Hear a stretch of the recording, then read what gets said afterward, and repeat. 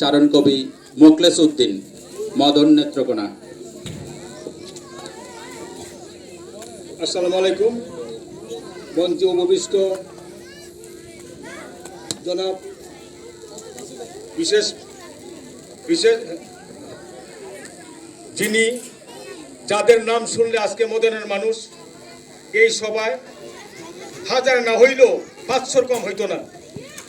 আজকে গরিবের ঘরে বলে না যে রাজার পাড়া, রাজা আজকে আমাদের বাড়ির পাশ দিয়ে যাচ্ছে, কেউ জানে না, কাউকে বলে নাই।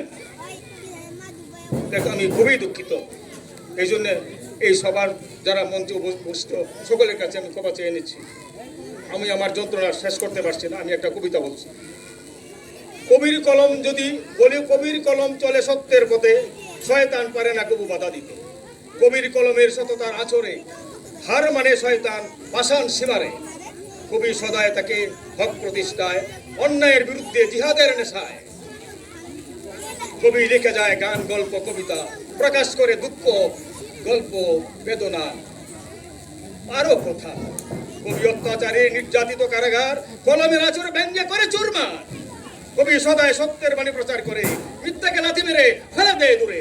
কবির কলম জাগ্রত থাকে জিহাদের নেশায়, জুলুমের ন্যায্য অধিকার ফিরিয়ে আনতে চায়।